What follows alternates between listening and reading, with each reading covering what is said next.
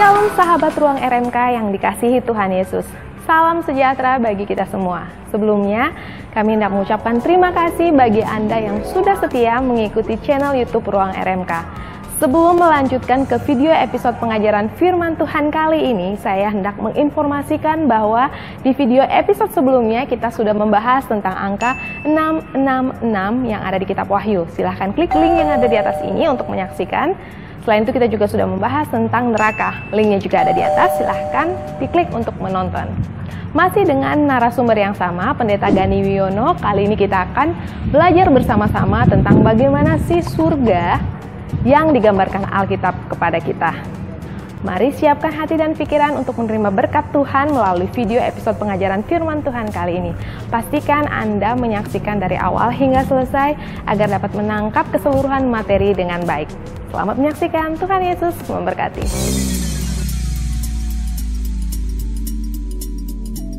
A fresh look at heaven, sebuah pemahaman yang segar mengenai surga. Sebelum saya akan bahas hal tersebut, saya akan membahas lebih dulu pemahaman-pemahaman populer mengenai surga. Nah, pemahaman populer mengenai surga, yang pertama adalah surga itu adalah tujuan dan tempat terakhir dari jiwa-jiwa yang telah diselamatkan. Ini pemahaman yang paling populer. Surga adalah tujuan dan tempat terakhir dari jiwa-jiwa yang telah diselamatkan. Biasanya kita mendengar hal tersebut ketika kita berada di dalam sebuah event ibadah perkabungan.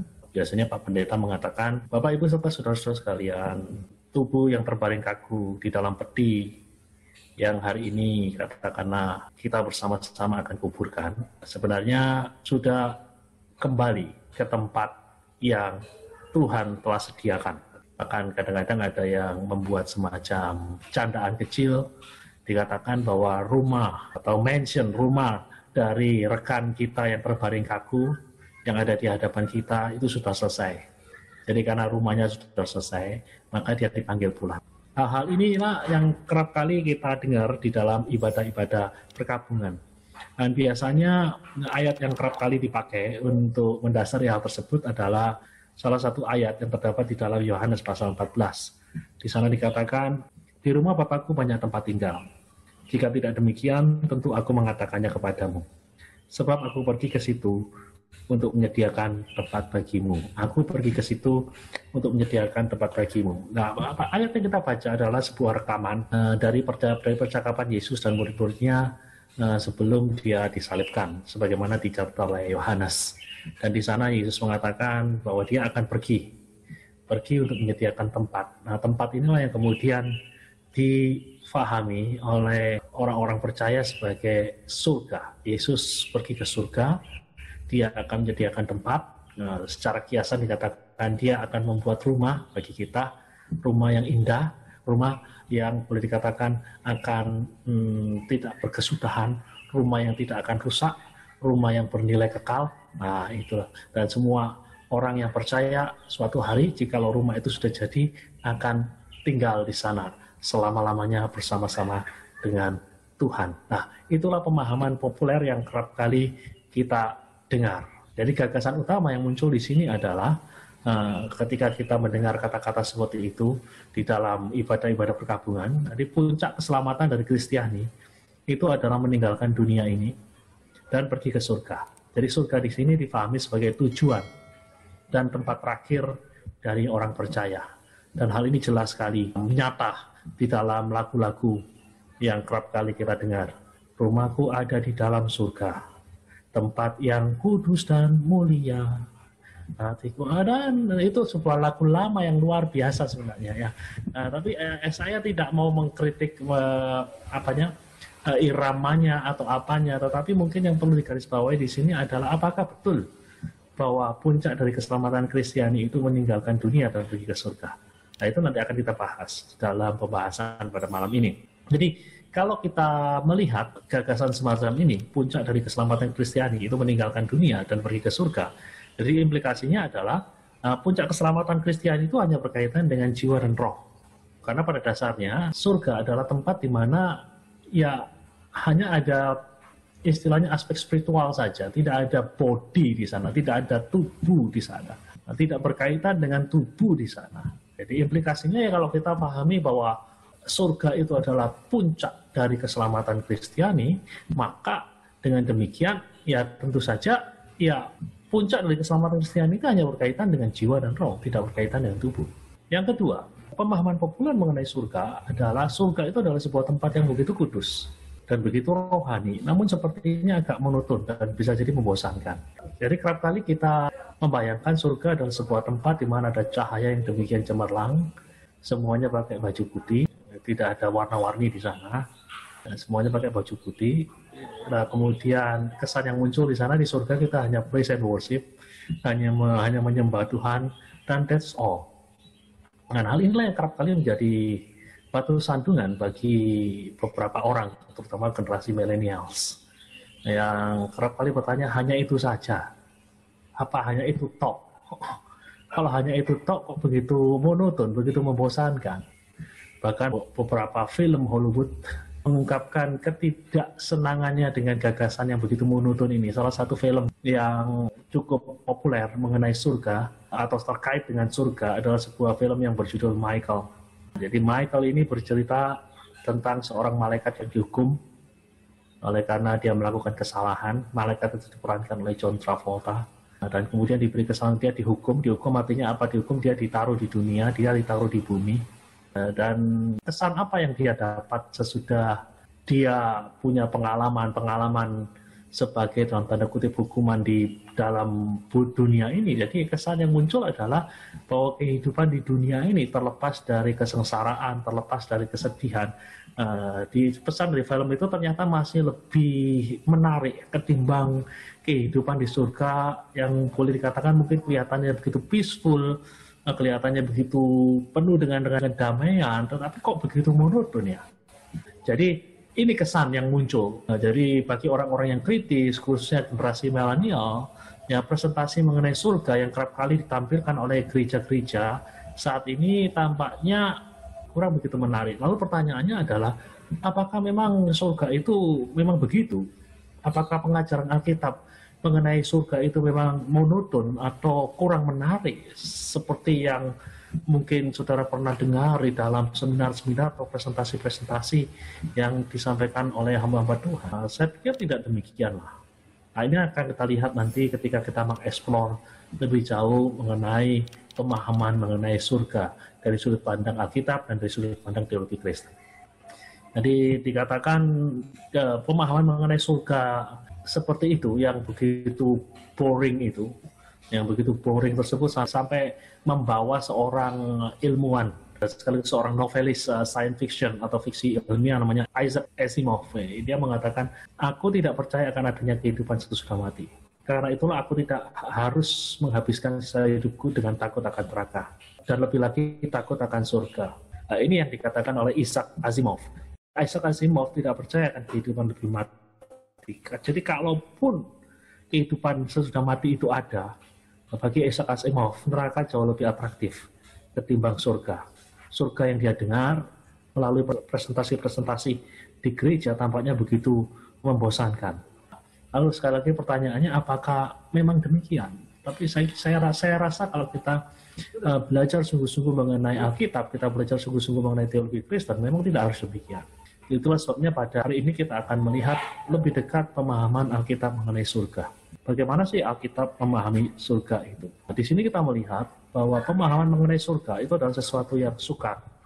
Ya, bukan hanya surga, tapi semua pemahaman agamawi, atau kalaupun kita tidak mau menggunakan semua, kita menggunakan sebagian besar. Sebagian besar konsep-konsep agamawi itu kan sukar untuk dilukiskan dengan kata-kata. Jadi itulah sebabnya sebelum saya masuk lebih jauh mengenai pemahaman mengenai surga, saya ingin mengutip kata-kata dari seorang filsuf yang bernama Ludwig Wittgenstein. Ludwig Wittgenstein mengatakan, "We have not even the vocabulary to describe the aroma of coffee. How then should we speak of God?" Jadi Wittgenstein mengatakan, kita saja belum punya vocab atau kosakata untuk melukiskan aroma kopi itu seperti apa. Apalagi kalau kita harus berbicara mengenai Tuhan. Kalau kita berbicara mengenai Allah, kita malah justru mungkin boleh katakan vocab kita, kata-kata kita jauh lebih lagi kurang memadai. aroma kopi aja kita nggak bisa untuk punya kosakatanya. Jadi kalau Anda saya tanya aroma kopi itu seperti apa sih? Pasti Anda tidak bisa mengambil satu kata yang ada di kamus. Oh, aroma kopi itu ini. Enggak. Anda bisa mengatakan manis. Pertanyaannya apakah manisnya sama dengan manisnya gula? Tentu saja berbeda. Sampai hari ini kita tidak tahu kata yang tepat untuk melukiskan aroma kopi. Jadi kalau Anda bertanya kepada saya, aroma kopi itu apa sih Pak? Saya mengatakan kalau Anda tidak bertanya, saya tahu itu. Tapi kalau Anda bertanya, saya tidak tahu itu. Kita tahu aroma kopi, kita bisa membedakannya dari aroma-aroma yang lain. Kita bisa membedakan aroma kopi, katakanlah dari aroma mint. Tetapi kalau untuk menggunakan satu kata, untuk melukiskan aroma kopi itu apa, kita nggak bisa. Nggak ada kata-kata itu. Jadi kalau Anda bertanya kepada saya, aroma kopi itu apa Pak? Sekali lagi saya jawab.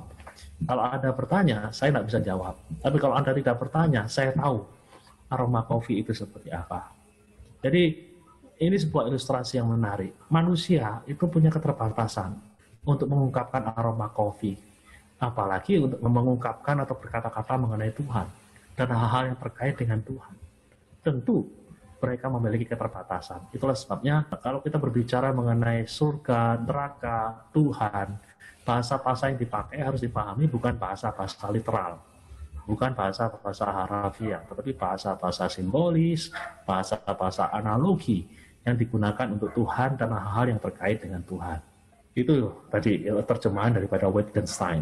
Kita saja belum punya kosakata untuk melukiskan aroma kopi, jadi dengan cara bagaimana lagi kita harus berbicara mengenai Allah. Jadi kalau kita berbicara mengenai realitas yang terkait dengan agama, seperti Tuhan, keselamatan, surga, neraka, dan lain-lain, yang kita lihat di dalam kitab suci adalah karena realitas itu begitu sukar untuk dilukiskan di dalam satu simbol atau satu analogi.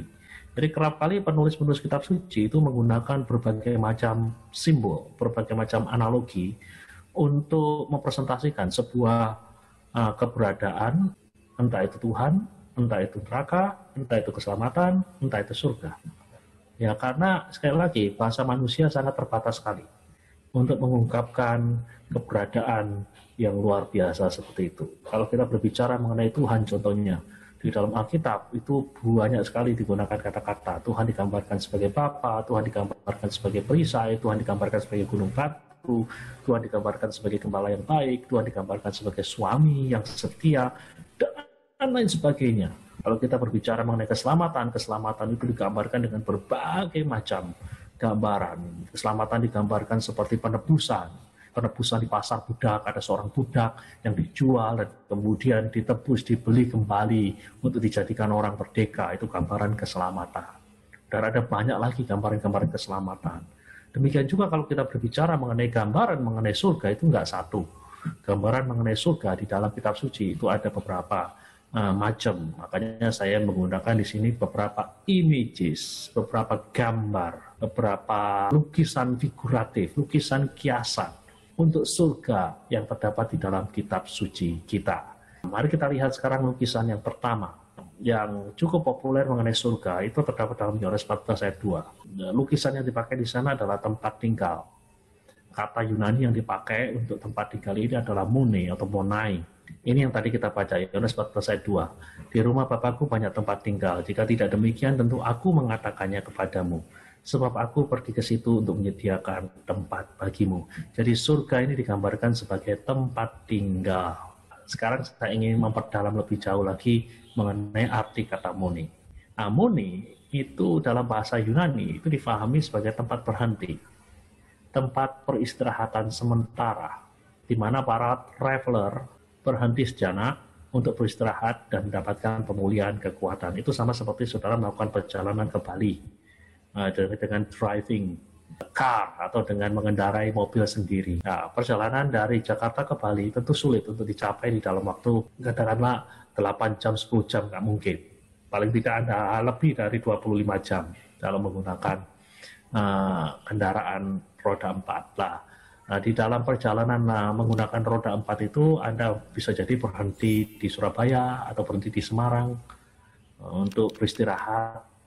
Katakanlah Anda mencari hotel dan Anda beristirahat di situ. Nah, hotel di sinilah gambaran dari mone, tempat beristirahat sementara. Nah, itu kalau digambarkan dengan situasi abad ke-21. Kalau dalam situasi abad pertama ya sama, ya banyak traveler melakukan perjalanan bukan dengan car, tapi mungkin bisa jadi mereka berjalan kaki, bisa jadi mereka menggunakan kereta kuda. Dan ketika mereka melakukan perjalanan jauh, ada waktu-waktu tertentu di mana mereka harus beristirahat di sebuah tempat, di sebuah penginapan. Bisnis penginapan itu bisnis yang sudah berjalan ribuan tahun. Mereka tinggal di sebuah tempat penginapan, mereka makan, minum, tidur di sana. Tetapi mereka tidak tinggal selama-lamanya di sana. Keesokan harinya ketika mereka sudah segar, mereka sudah selesai beristirahat, sudah selesai makan dan minum, pagi mereka akan melanjutkan perjalanan mereka ke tempat tujuan akhir mereka. Nah, disinilah kita melihat bahwa mone di sini berarti tempat berhenti, tempat peristirahatan sementara. Nah, kata inilah yang digunakan untuk itu tadi. Di rumah Bapakku banyak tempat tinggal. Di rumah Bapakku banyak mone. Jadi gagasan yang tidak digarisbawahi di sini adalah surga itu adalah sebuah tempat sementara, bukan sebuah tempat yang sifatnya final, bukan final destination, bukan tujuan akhir. Surga adalah sebuah tempat sementara, dan yang kedua, surga adalah sebuah tempat istirahat. Sebuah tempat istirahat atau resting place. Nah, itulah gagasan di balik kata mone ini. Nah, nanti kita akan lihat implikasinya, namun sebelum itu kita akan melihat images atau gambaran yang kedua mengenai surga yang dipakai di dalam kitab suci. Gambaran yang kedua mengenai surga yang dipakai di dalam kitab suci adalah Firdaus. Nah, kata Firdaus ini muncul paling tidak 2 kali dalam kitab suci, terdapat di dalam Lukas 23:43 dan 2 Korintus 12 ayat yang keempat. Di dalam Lukas 23:43 dikatakan, kata Yesus padanya, "Aku berkata kepadamu, sesungguhnya hari ini juga engkau akan berada bersama-sama dengan aku di dalam Firdaus." Itu bagian yang pertama. Kemudian kita akan melihat Korintus 12 ayat 4. Ini berbicara mengenai pengalaman Paulus ketika dia mengalami rapture, dalam tanda kutip, mengalami pengangkatan. Dia tiba-tiba diangkat ke Firdaus dan dia mendengar kata-kata yang tidak boleh terkatakan, yang tidak boleh diucapkan oleh manusia. Jadi inilah 2 kali kemunculan kata Firdaus di dalam kitab suci.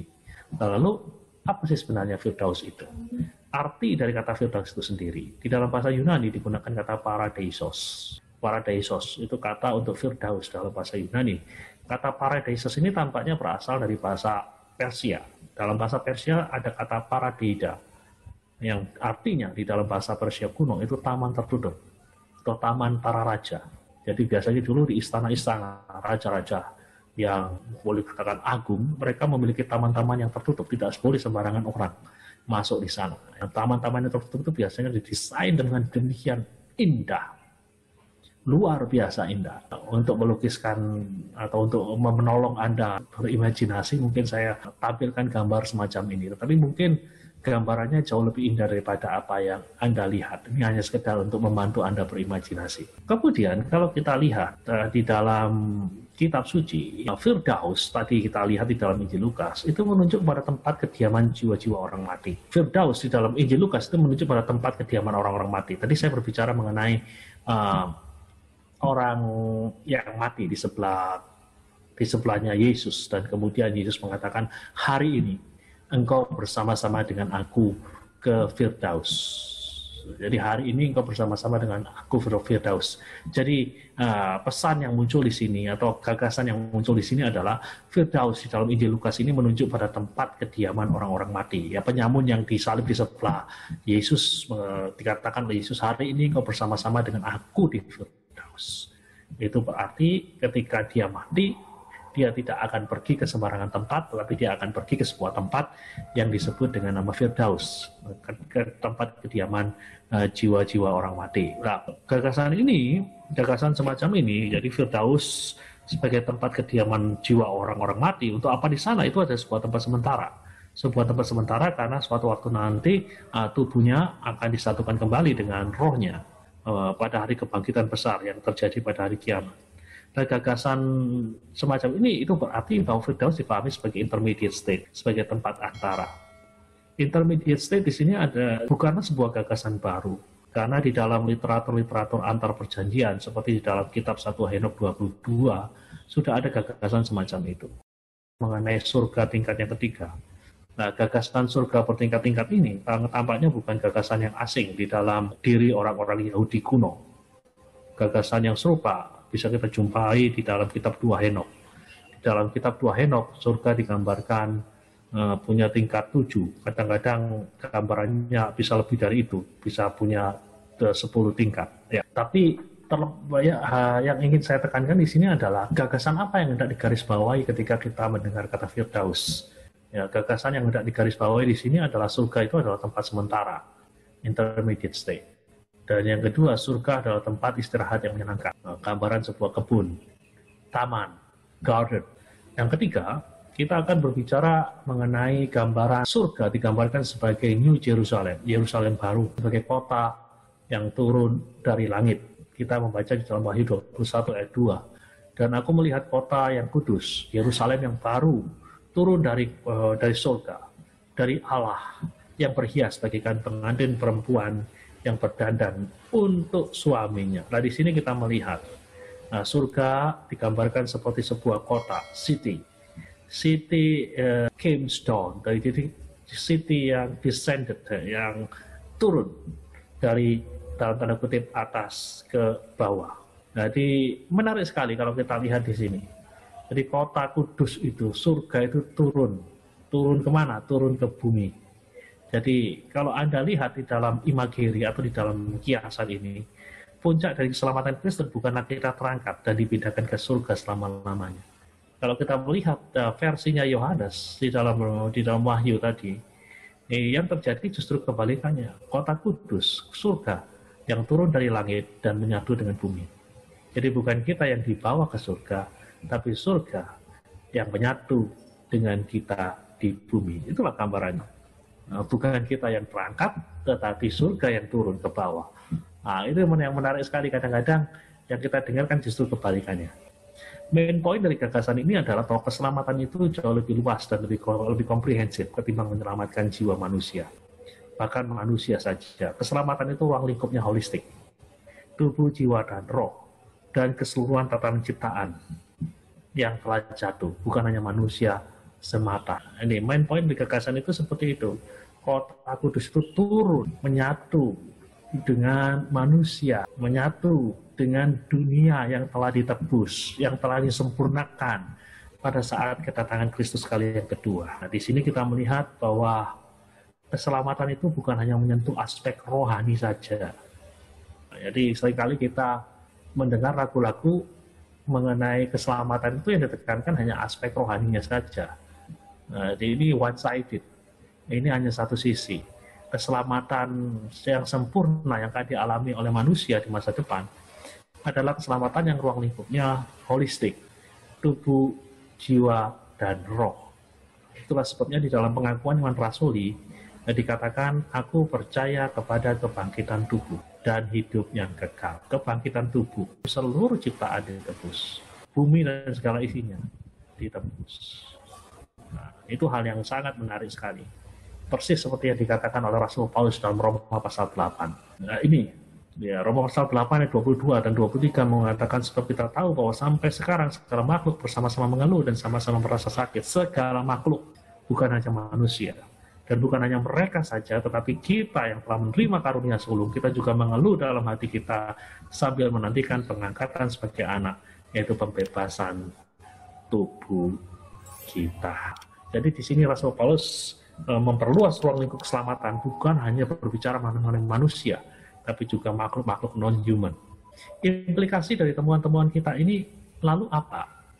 Implikasinya, gambaran-gambaran yang sudah kita pelajari ini berbicara dengan apa? Sejauh ini mungkin keliru. Gagasan yang mengatakan bahwa surga sebagai final destination, nah, itu perlu digugat. Nah, kalau kita pelajari dengan lebih serius Alkitab, kita mendapatkan kenyataan, kita mendapatkan realitas. Surga adalah sebuah, dalam tanda kutip, tempat sementara. Nah, ingat kata Moni tadi, ingat kata Firdaus tadi. Dan surga itu menjadi semacam transit bagi pribadi-pribadi. yang sedang menanti kebangkitan tubuh. Jadi surga itu seperti tempat transit, sama seperti Anda yang mau berangkat ke Papua sebagai tujuan akhir. Anda harus transit di Makassar. Nah, surga itu seperti dalam tanda kutip Makassar, bukan final destination. Nah, final destination kita ada di mana? Final destination kita ada di langit dan bumi yang baru dengan tubuh kebangkitan. Dan itulah yang dikatakan di dalam Filipi pasal 2 ayat 20 dan 21. Sama seperti kita hari ini menantikan kedatangan Kristus, jiwa-jiwa yang sudah meninggal, jiwa-jiwa orang percaya yang sudah meninggal, nah, di surga pun saat ini sedang menanti. Menanti apa? Menanti kedatangan Kristus. Untuk apa? Untuk membangkitkan tubuh mereka yang sudah mati. Sama seperti kita menanti kedatangan Kristus untuk agar supaya kita bisa mengalami perubahan dari tubuh yang dapat binasa menjadi tubuh yang tidak dapat binasa, dari tubuh yang hina kepada tubuh yang mulia yang disebut dengan nama tubuh kebangkitan. Jadi sama-sama kita menanti, di bumi kita menanti, rekan-rekan kita yang sudah mendahului kita di surga pun juga sudah menanti kedatangan Tuhan kali yang kedua, saat dimana mereka mendapatkan tubuh kebangkitan. Jadi sekali lagi, surga hanyalah tempat sementara, tempat transit, bukan destinasi akhir. Destinasi akhir dari orang-orang yang diselamatkan adalah kebangkitan tubuh, di mana tubuh-tubuh yang dibangkitkan ini nanti akan ditempatkan di dalam langit dan bumi yang baru, New Heaven and Earth. Jadi kalau kita lihat, ya, semua orang akan mengalami hal seperti ini. Kalau mereka harus menjalani fase kematian, karena Kristus belum datang, nah ini yang akan terjadi. Jadi seseorang mati, dikuburkan, nah itu. Jadi tubuhnya hancur, jadi tanah, nah, sementara rohnya waiting in the garden. Rohnya menanti di dalam tempat sementara itu, yang kita sebut dengan Firdaus, yang kita sebut dengan surga. Menanti di sana, menanti apa? Menanti physical resurrection. Menanti kebangkitan tubuh yang akan dialami pada waktu Kristus datang kali yang kedua. Jadi kurang lebih inilah fase-fase kehidupan manusia. Jadi ada kehidupan fana di dunia ini. Dan ketika kita mati, ada dua tempat yang harus kita jalani. Kalau kita mati sebagai orang percaya, itu ada surga. Kalau kita mati sebagai orang yang tidak percaya, kita masuk ke Hades. Dan pada akhirnya, ketika Kristus datang kembali, semua orang akan dibangkitkan. Semua orang mati akan dibangkitkan. Dan yang percaya akan mendapatkan tubuh kebangkitan dan mereka akan tinggal di langit dan bumi yang baru. Sementara yang tidak percaya, mereka akan mendapatkan tubuh dan mereka akan ditaruh di dalam sebuah tempat penghukuman yang kita kenal dengan nama neraka atau hell. Yang kedua, implikasi dari temuan kita, gagasan keselamatan Kristen yang platonik. Platonik itu hanya berfokus pada jiwa atau roh saja, itu juga perlu dibongkar. Jadi selama ratusan tahun, gagasan gereja, nah itu sangat dipengaruhi oleh pengajaran Plato. Nah, Plato mengajarkan bahwa ada ranah yang lebih rendah, sifatnya fisikal, fisik, sekuler, dan ada ranah yang lebih tinggi yang sifatnya sakral, dan itu terkait dengan spirit, terkait dengan roh, terkait dengan sesuatu yang kekal. Nah itu.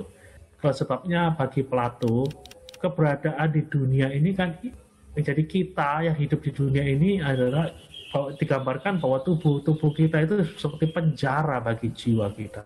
Nah, ketika kita mati itulah penjara itu hancur dan roh itu bebas. Inilah pemahaman mengenai tubuh dan jiwa di dalam pemikiran Plato. Di dalam pemikiran Plato, tubuh itu jelek. Jiwa itu agung, jiwa itu kudus, jiwa itu sakral. Ya intinya begitulah. Dan ini cukup mempengaruhi kekristenan selama ratusan tahun. Jadi selama ratusan tahun kita lihat ada kecenderungan untuk istilahnya underestimate atau undermine atau istilahnya kadang-kadang meremehkan, tidak menganggap penting aspek badania dari seorang manusia. Hal ini bisa kita lihat secara kuat sekali, contohnya di dalam tradisi Katolik, khususnya di dalam kehidupan para biarawan, di mana di sana ada penyangkalan hal-hal yang terkait dengan tubuh. Contohnya para biarawan tidak boleh menikah, karena menikah itu terkait dengan aktivitas seksual. Aktivitas seksual itu adalah aktivitas yang istilahnya memuaskan tubuh. Dan hal ini dianggap sebagai sesuatu yang tidak baik, karena ya itu tadi, karena pengaruh daripada Plato. Tubuh dianggap sebagai sesuatu yang buruk, sementara roh dianggap sebagai sesuatu yang baik. Bahkan di dalam tradisi-tradisi biarawan yang sangat, istilahnya boleh kata, memiliki kehidupan asketis yang sangat ekstrim, seperti kehidupan seorang yang namanya Simeon. Nah, di kanan katakan bahkan dia rela makan dengan makanan yang minimal, dia tinggal di sebuah tonggak bertahun-tahun lamanya sampai tubuhnya itu membusuk pada waktu dia masih hidup, sampai dikatakan bahwa tubuhnya itu penuh dengan belatung. Nah, karena dia mengatakan it doesn't matter, tidak masalah dengan hal tersebut, dan dia percaya sedang melakukan sesuatu yang baik. Jadi bagaimana kita melihat pemahaman Platonik ini sangat kuat sekali mempengaruhi gereja Kristen. Jadi itulah sebabnya gagasan keselamatan akhir itu hanya dipahami sebagai sesuatu yang rohania belaka, yaitu pergi ke surga, di mana di sana aspek badania boleh dikatakan hampir tidak disinggung sama sekali. Nah ini, jadi setelah kita belajar mengenai pemahaman mengenai surga pada hari ini, nah, kita kan tahu bahwa klimaks dari keselamatan Kristiani bukanlah jiwa-jiwa tanpa tubuh di surga, melainkan jiwa yang menyatu dengan tubuh kebangkitan yang berdiam di langit dan bumi yang baru. Itulah yang menjadi klimaks. Jadi klimaksnya bukan jiwa-jiwa tanpa tubuh yang ke surga, bukan. Klimaksnya adalah kebangkitan tubuh. Nah, ini yang perlu untuk difahami. Lalu apa implikasinya di dalam kehidupan kita sehari-hari? Ini yang saya sebut dengan istilahnya living in the light of the future. Hidup dalam terang masa depan. Nah, masa depan kita itu bukanlah masa depan yang istilahnya mengecilkan arti dari tubuh. Tubuh dipandang sama pentingnya dengan roh. Nah, itulah sebabnya tubuh dibangkitkan. Kalau tubuh tidak penting, ngapain surga hanya jadi tempat sementara? Jadi dari apa yang kita pelajari di sini akan menjadi semacam terang bagi kita untuk hidup pada hari ini. Jadi masa depan kita itu menjadi semacam terang supaya kita bisa hidup. Dengan kata lain, walaupun kita di sini hari ini masih hidup di muka bumi yang tidak sempurna, tapi kita mengusahakan seolah-olah yang sempurna itu sudah kita hidupi, kita alami hari ini. Itu berarti apa? Hidup dan pelayanan kita harus seimbang. Bukan hanya jiwamu yang harus kau pedulikan, tubuhmu juga harus kau pedulikan. Nah ini yang penting sekali. Jadi banyak orang Kristen yang hanya peduli jiwa, tubuhnya nggak dipedulikan. Doanya 5 jam, olahraganya kurang dari 5 menit. Olahraganya 3 menit, dia tidak sehat, dan bisa jadi mungkin secara manusia, dia katakanlah wafat belum waktunya, walaupun mati hidup tangan Tuhan, tapi kita juga punya tanggung jawab. Disinilah. Seimbang. Kebalikannya juga tidak boleh. Kebalikannya itu artinya bahwa dia terlalu care, terlalu peduli dengan tubuh, tetapi tidak peduli dengan jiwa. Ada orang yang olahraga bisa-bisan, menyediakan waktu olahraga sampai katakanlah 2-3 jam sehari, tapi tidak pernah sembahyang, tidak pernah baca Alkitab. Ini juga salah. Jadi kita harus melihat bahwa baik jiwa, baik tubuh itu perlu dipelihara. Karena puncak dari keselamatan kita bukan hanya jiwa saja, bukan hanya tubuh saja, tapi semuanya holistik, menyatu, tubuh, jiwa, dan roh. Itu dalam kaitannya dengan kehidupan kita pribadi sebagai seorang manusia. Nah, kemudian misi Kristiani. Misi Kristiani seharusnya menjadi misi yang holistik, bukan hanya misi yang platonik. Misi yang holistik yaitu misi yang menyentuh semua aspek dari kehidupan manusia, bukan hanya jiwanya saja yang dipedulikan, tapi tubuhnya juga dipedulikan. Bukan hanya memberitakan kabar baik mengenai keselamatan, tapi juga membawa berita baik bahwa orang-orang yang lapar dikasih makan, orang-orang yang kurang sehat disembuhkan dengan pertolongan medis. Jadi misi Kristiani menjadi misi yang holistik, bukan hanya misi yang platonik. Jadi ini yang harus kita perhatikan dengan baik-baik, gitu loh. Jadi jangan hanya memberi makan jiwa, tapi berilah makan perut-perut yang lapar. Jangan hanya sembuhkan jiwa yang sakit, sembuhkan juga tubuh-tubuh yang sakit. Jangan hanya peduli kepada jiwa-jiwa yang miskin, tapi juga pedulikan tubuh-tubuh yang miskin. Inilah misi Kristiani yang holistik, tidak boleh platonik. Kalau platonik itu hanya peduli pada jiwa aja, melarat nggak apa-apa, yang penting jiwanya selamat. Lapar nggak apa-apa, mati kelaparan nggak apa-apa, yang penting jiwanya selamat. Nah, itu misi yang platonik. Kalau kita belajar dari kehidupan Yesus, bukan seperti itu yang kita lihat. Di dalam kehidupan Yesus, yang kita lihat adalah bahwa Yesus peduli pada aspek rohani dan pada aspek jasmani dari orang-orang yang dilayani. Ngomong yang ketiga, gagasan mengenai surga sebagai sebuah tempat yang dingin dan membosankan juga perlu dibongkar. Seperti yang tadi telah saya singgung sedikit di dalam film John Travolta yang judulnya Michael, yang menggambarkan surga sebagai sebuah tempat yang damai sih damai, kudus sih kudus, tapi begitu monoton, kurang menarik, pakaiannya semua orang sama seperti panti asuhan.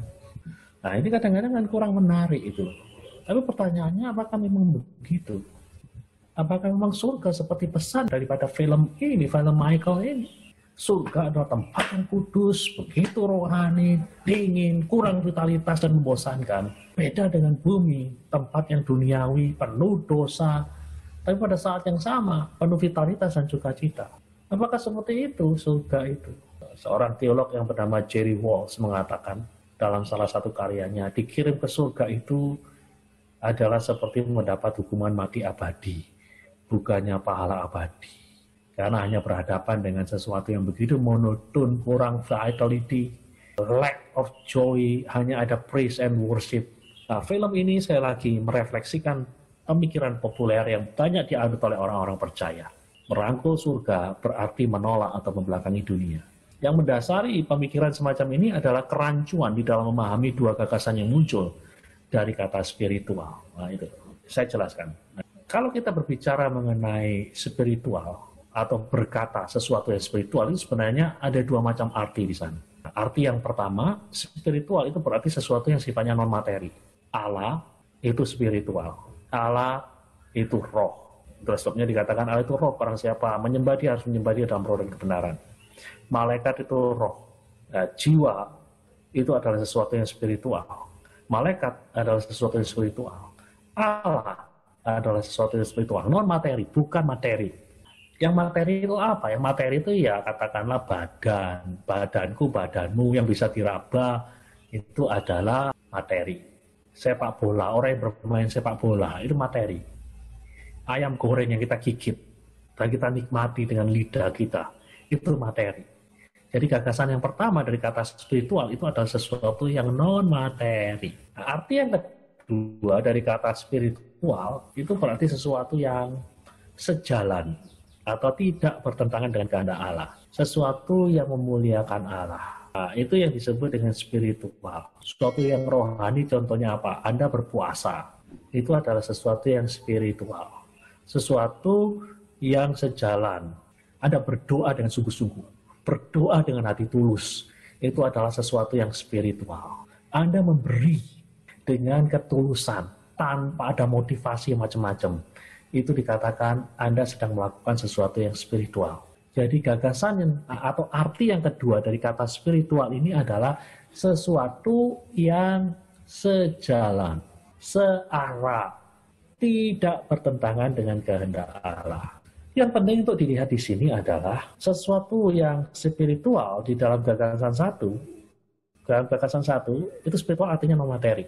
Dalam gagasan dua, spiritual artinya sesuatu yang memuliakan Allah. Yang penting untuk dia lihat di sini adalah sesuatu yang spiritual itu belum tentu spiritual dalam sesuatu yang spiritual dalam gagasan pertama, belum tentu spiritual dalam gagasan yang kedua. Contoh, setan dan roh jahat.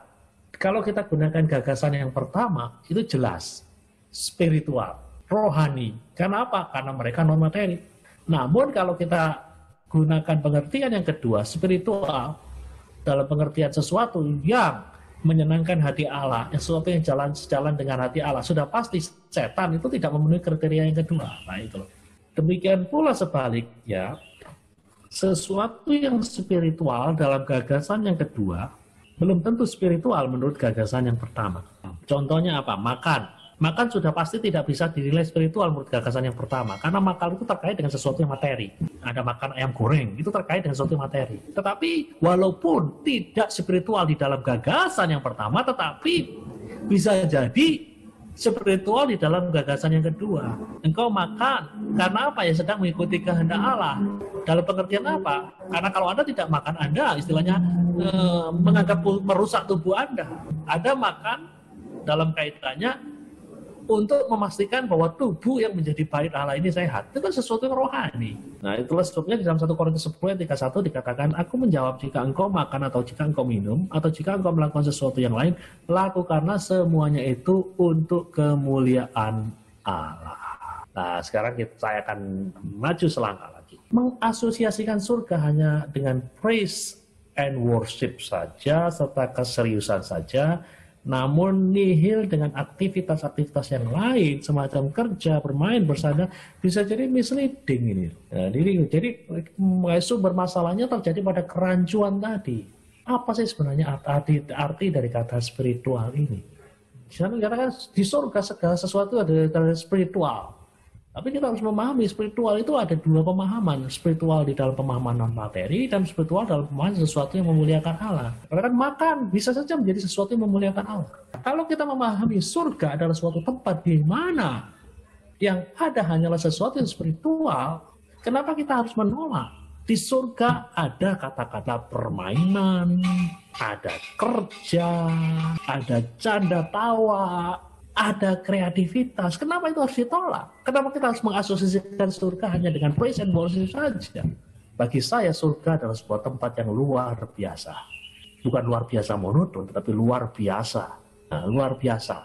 Walaupun itu sebuah tempat sementara, itu adalah sebuah tempat yang luar biasa. Apalagi nanti di langit dan bumi yang baru, jauh lebih luar biasa lagi. Saya rindu apabila makanya saya memberi judul pembelajaran kali ini adalah A Fresh Look at Heaven. Jadi suatu pemahaman yang segar mengenai surga. Jadi saya berdoa supaya jemaat-jemaat kita juga bisa mengalami pembaharuan di dalam pemahaman mengenai surga. Surga bukan sebuah tempat yang monoton. Surga adalah sebuah tempat yang luar biasa. Di mana Anda bisa bercanda, di mana Anda bisa bekerja. Kerja kan lahir. Kalau kita berbicara mengenai kerja itu bukan ada sesudah dosa Adam, enggak. Sebelum manusia berdosa, Adam dan Hawa sebelum jatuh dalam dosa, mereka sudah bekerja. Kerja bukanlah akibat dari dosa. Itu yang harus kita pahami. Jadi sekali lagi, apa yang dikatakan oleh film Hollywood yang berjudul Michael, surga adalah sebuah tempat yang monoton, indah, itu adalah suatu gambaran yang tidak benar dan tidak mempresentasikan sama sekali mengenai teologi Kristen. Di dalam teologi Kristen, surga adalah sebuah tempat yang menyenangkan, tempat di mana manusia bisa istilahnya menyalurkan kreativitasnya, aspirasinya dengan demikian maksimal. Jadi teologi Kristen punya kewajiban untuk memuliakan surga dan kelanjutannya. Surga adalah tempat sementara, kelanjutannya apa? Kelanjutannya langit dan bumi yang baru. Sebagai suatu tempat yang menyenangkan, penuh dengan vitalitas, kreativitas, keragaman, dan sukacita. Yang pada saat yang sama selalu memuliakan Allah.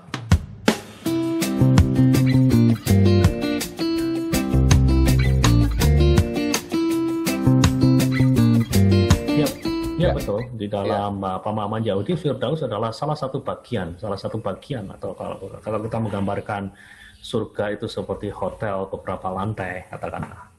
Kita gunakan gambaran image ya di sini. Kalau surga itu sebuah katakanlah hotel, katakanlah 7 lantai atau 10 lantai, kalau menurut tulisannya Henok ya, dalam sekitar 2 Henok itu, maka dikatakan bahwa Firdaus adalah lantai yang ketiga dari dalam tanda kutip bangunan yang kita sebut dengan surga.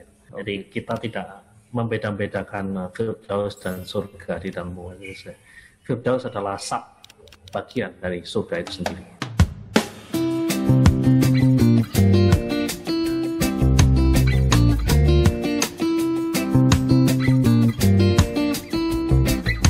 Yes, itu betul.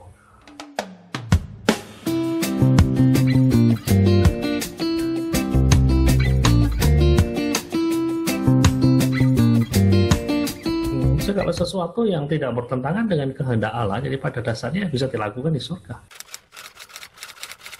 Mungkin kita harus melihat ya, kalau kita merujuk pada katakanlah ada beberapa pakar seperti Peter Cliff, dia menulis is there sex in the heaven, dan dia mengatakan yes, but not in the same sense. Nah, bukan dalam kesan yang sama persis seperti yang kita alami di muka bumi. In what sense? Dia jawab I cannot describe. I cannot describe. Jadi paling tidak, jadi kita tidak bisa membayangkan seks seperti yang ada di muka bumi ini. Dalam pengertian seperti apa? It is hard to describe istilahnya. Pertanyaannya karena seks bukanlah akibat dari kejatuhan. Seks itu bukan akibat dari kejatuhan. Jadi seks itu ada bahkan sebelum Adam dan Hawa jatuh ke dalam dosa. Nah itu. Karena kata yada itu muncul sebelum Adam dan Hawa jatuh ke dalam dosa. Nah itu. Hanya sekali lagi walaupun istilahnya possibly, istilahnya mungkin itu ada. Saya tidak istilahnya karena the Bible, Alkitab tidak memberikan gambaran yang jelas ya dari ya hanya dengan istilahnya pemahaman spekulatif ada, tetapi itu pun dalam bentuk yang sudah pasti. Nah, seperti yang dikatakan oleh Peter Cliff, berbeda. Ada satu lagi, saya kurang ingat nama dari seorang penulisnya, seorang penulis wanita yang menulisnya, yang mengenai The Eschatology of Desire, yang mengenai Sex in Heaven. Nah, itu salah judul bukunya. Nah, tapi sekali lagi, mungkin kita tidak boleh istilahnya memahaminya seperti apa yang terjadi pada hari ini. Nah, apalagi kalau kita berbicara mengenai surga. Seks itu kan sesuatu yang terkait dengan tubuh. Seks itu istilahnya sexual intercourse itu kan sesuatu yang terkait dengan tubuh. Lah sementara di surga jiwa-jiwa dalam tanda kutip itu tidak bertubuh. Nah, ini yang lalu pertanyaannya itu sebetulnya dikatakan tadi oleh Peter Cliff. In what sense? It's hard to describe. Dia hanya bisa mengatakan ya karena seks itu bukan akibat dari kejatuhan. Nah, bisa jadi aktivitas itu dilanjutkan. Tapi bentuknya seperti apa? Dia tidak bisa menjawab. Jadi semuanya serba spekulasi di sini. Ya. Jadi makanya saya tidak mau membuat suatu doktrin yang mengatakan ada seks di surga. Karena itu masih dalam ranah spekulasi, gitu loh. Jadi kalau ada orang ngajari seperti itu, menurut saya terlalu berani lah istilahnya. Jadi lebih baik kita live ini sebagai suatu bagian daripada unanswered question. Hal-hal yang tersembunyi biarlah menjadi milik Allah. Hal-hal yang terbuka itu bagi kita, gitu loh. Itu yang jelas itu loh. Ulangan 29 ayat 29.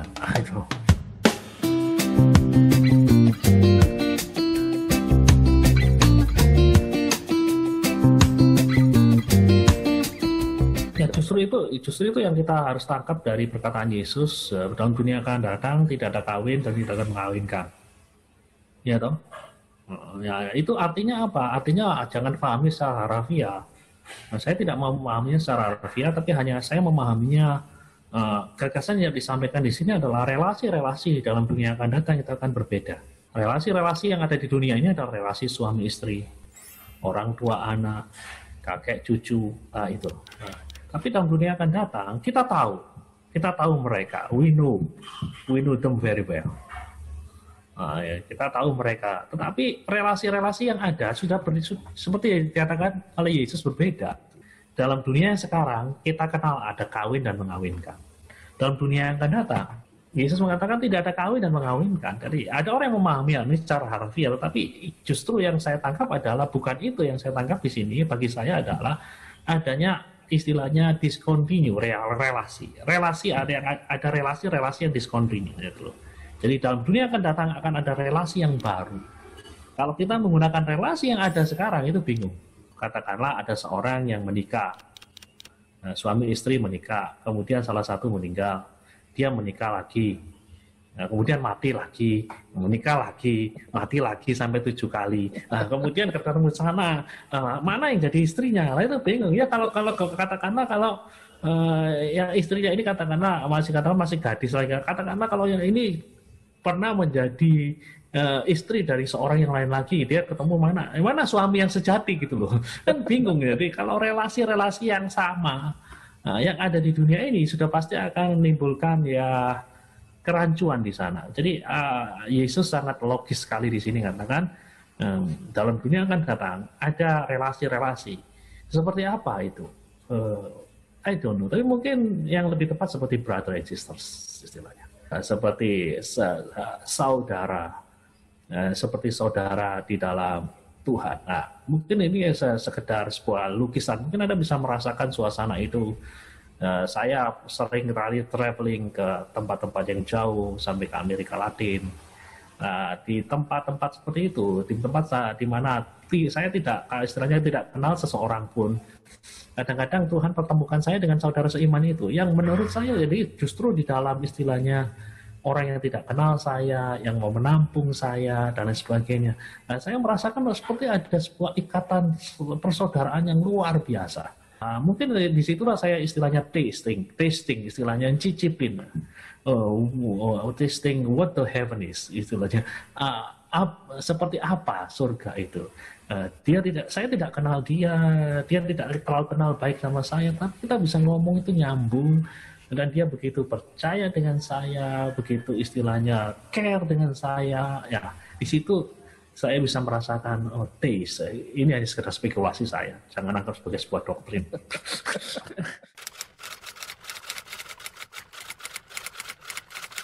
Ya, I think so.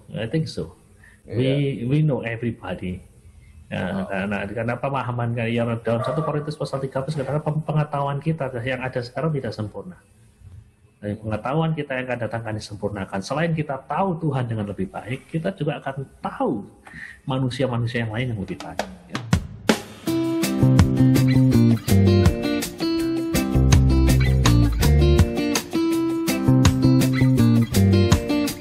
Yang pertama yang mungkin terkait dengan konteks percakapannya, itu kan adalah percakapan pada malam terakhir.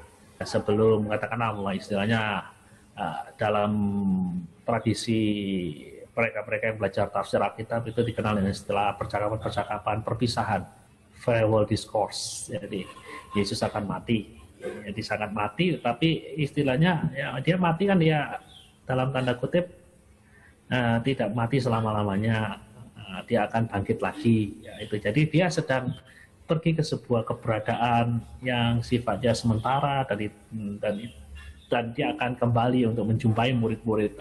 Nah, itu mungkin konteksnya seperti itu. Tapi ingat bahwa ketika kita belajar mengenai konsep surga sebagai tempat sementara itu bukan hanya dibangun di atas dasar itu saja. Tapi ada ayat-ayat yang lain. Salah satunya tadi yang sudah saya kutip, Filipi pasal 2, ya, Filipi pasal 3 ayat 20-22. Itu. Jadi ada bagian-bagian yang lain yang berbicara mengenai surga. Sedangkan mengenai langit dan bumi yang baru pun, walaupun tidak disinggung secara langsung oleh Yesus, tetapi ya disinggung di dalam bagian-bagian yang lain dari kitab suci. Jadi walaupun bukan Yesus sendiri, tapi paling tidak ada murid-murid Yesus yang meneruskan tradisi yang mungkin saja itu berasal dari Yesus, tidak terekam dalam Injil secara langsung, tapi itu ada di dalam benak dari para murid-murid Yesus dan kemudian itu dituangkan. Contohnya di dalam surat Petrus ada gagasan mengenai langit dan bumi yang baru. Kemudian di dalam Wahyu Yohanes ada gagasan langit dan bumi yang baru. Itu satu-satunya ayat yang mungkin agak eksplisit mengenai langit dan bumi yang baru yang ada di dalam pengajaran Yesus itu ada di dalam khotbah di bukit. Berbahagialah orang yang lemah lembut dalam beatitude karena mereka akan mewarisi bumi. Itu kan berbicara mengenai istilahnya bumi sebagai istilahnya tempat terakhir itu loh, bukan mewarisi surga. Berbahagialah mereka yang lemah lembut oleh karena mereka akan mewarisi bumi, inherit the earth. Jadi akan mewarisi bumi. Jadi di situ sudah ada gagasan. Sebenarnya gagasan itu tidak dikembangkan secara full blown, tidak digambarkan secara panjang lebar sekali. Gagasan yang panjang lebar ada di bagian-bagian yang lain dari yang dipaparkan oleh murid-murid Yesus seperti katakanlah Yohanes. Nah, itu kira-kira kurang lebih jawabannya seperti itu. Jadi bukan berarti bahwa Yesus nggak ngajarin itu. Ada yang paling eksplisit ya itu aja. Berbahagialah orang yang lemah lembut karena mereka akan mewarisi bumi. Bukan surga, mewarisi bumi. Tidak sukar ya, jadi istilahnya learning sama unlearning itu lebih sukar unlearning. Artinya apa? Mempelajari yang baru itu jauh lebih mudah ketimbang mencabut apa yang sudah tertanam sekian lama. Jauh lebih suka. Unlearning itu jauh lebih susah. Nah, itu.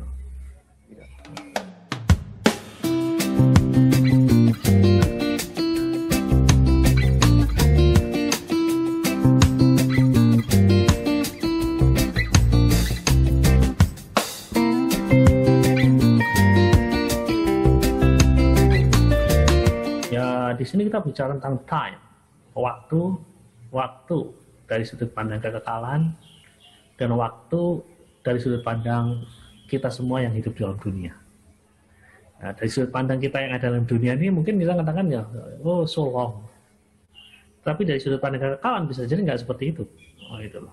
Karena ada satu ayat mengatakan satu hari sama dengan 1000 tahun, atau saya kurang ingat persis ya. Satu hari dalam waktu Tuhan, atau di dalam surat 2 Petrus itu saya mess up di dalam ya, coba dicari di dalam surat 2 Petrus itu kalau nggak salah satu hari, atau saya kurang ingat itu.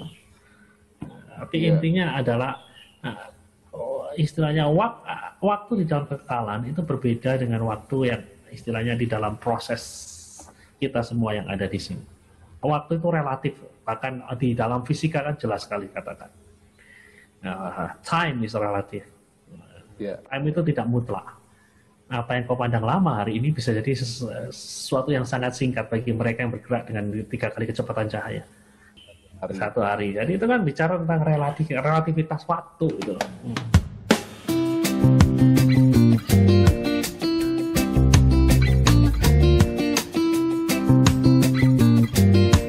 Yang membuat kita berbeda adalah kepribadian kita.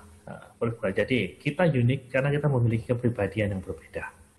Itu beda dengan katakanlah gelas hasil dari pabrik, sekali produksi 1000 kan semuanya sama.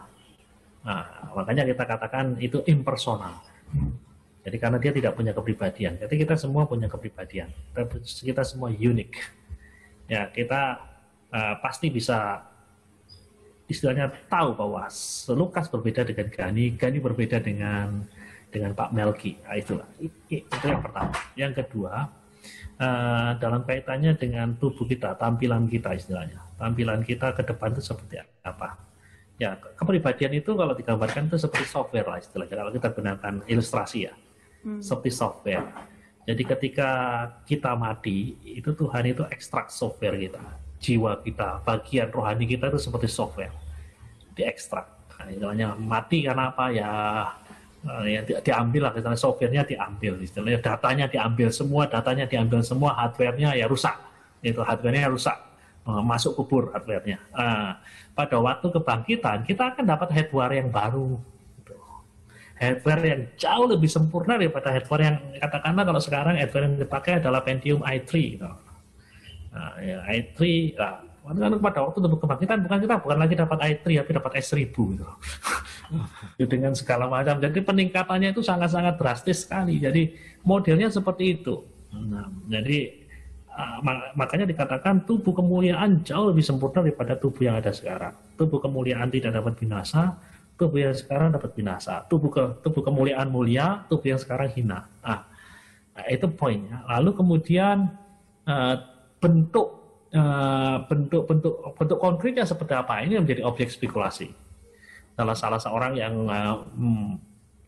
pernah mengatakan adalah seorang bapak gereja namanya Irenaeus mengatakan bahwa ya sebenarnya kita semua itu ditakdirkan istilahnya untuk menjadi manusia dewasa yang sempurna.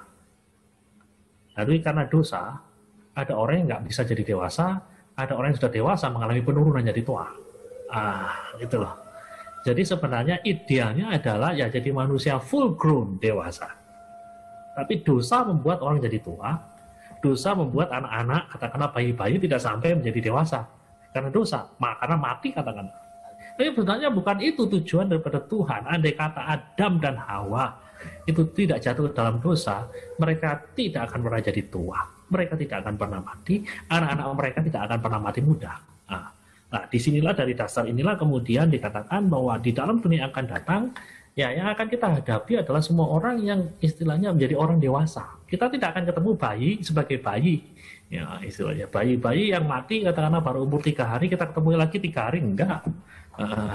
Tapi kita ketemu dengan manusia dewasa. Katakanlah kita punya orang tua yang mati dalam usia 120 tahun, kita tidak akan jumpa mereka dengan rambut yang putih, semua apa enggak, katanya Irenaeus bukan itu gitu. Tapi kita akan bertemu dengan orang-orang yang betul-betul dewasa dalam istilahnya puncak kekuatannya.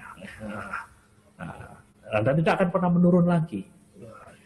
Nah, itu gambaran dari apa spekulasi yang pernah dibuat oleh seorang yang namanya Irenaeus. Kurang lebih seperti itu.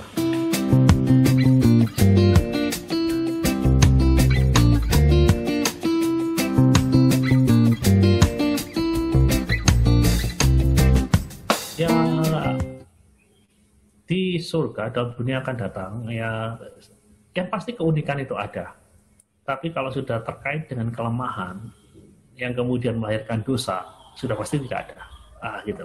Yeah. Keunikan itu ada, keunikan itu pasti ada. Itu yang membuat kita disebut sebagai pribadi.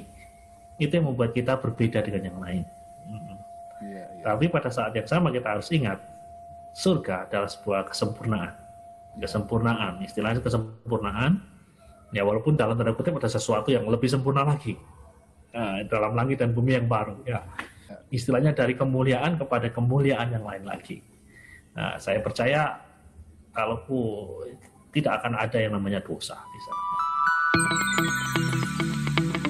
Terima kasih bagi saudara yang sudah menyaksikan video episode kali ini. Jika memiliki kesaksian yang ingin dibagikan atau ada pertanyaan yang ingin diajukan, silahkan langsung ketik di kolom komentar yang ada di bawah ini. Apabila merasa pertanyaannya sangat pribadi, silahkan menghubungi kami melalui email di renunganmotivasikristen@gmail.com. Jika Anda merasa diberkati melalui video episode kali ini, silahkan klik like dan share. Silahkan membagikan link YouTube ini kepada orang lain yang mungkin sedang membutuhkan informasi dan pengajaran tentang topik yang barusan saja dibahas hari ini, agar mereka juga diberkati.